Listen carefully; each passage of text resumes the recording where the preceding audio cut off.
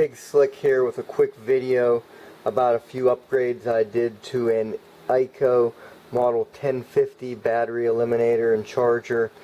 I've been using this as a low voltage, higher current power supply for quite a while now.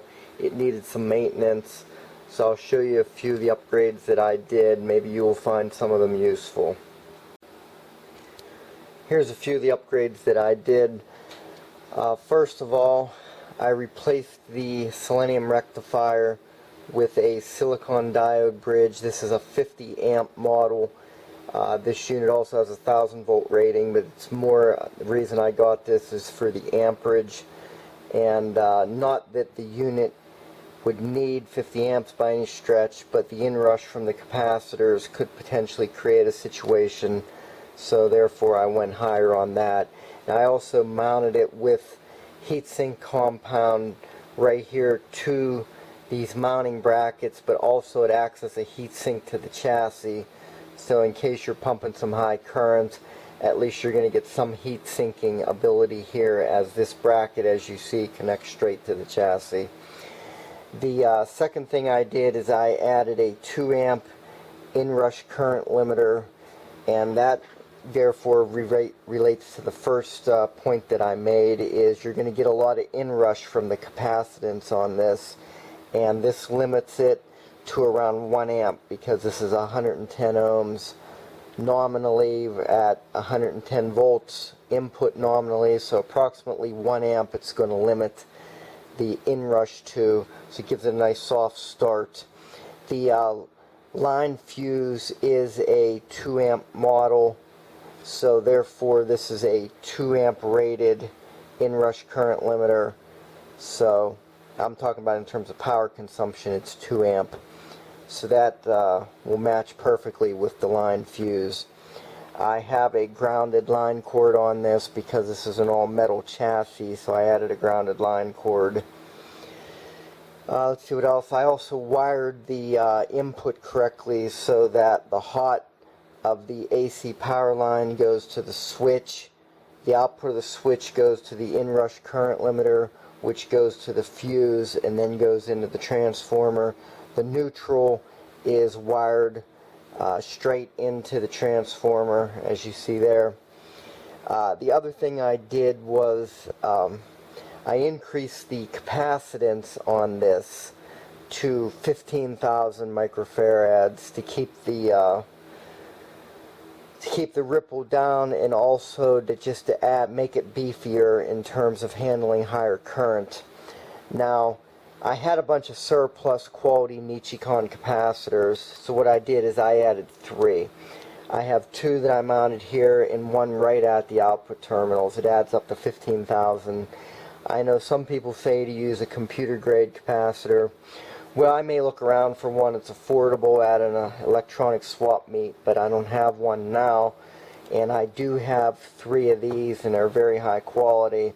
So I think the 3 will spread the load pretty well in terms of handling the current, but you know, either way I can always replace it down the road. The original cap was bad, so it had to go. That was one of the reasons I even got in here to do some work. Then the final main improvement that I made was that since you have 15,000 microfarads of capacitance here, and even with the original 6,000, you can get quite a bite if you were to touch the output whenever you turn the power switch off, if you were disconnected from something or something that was pulling very low current. And so what I did was I replaced the line switch with a double throw model here. In other words, there's 2 sides to it.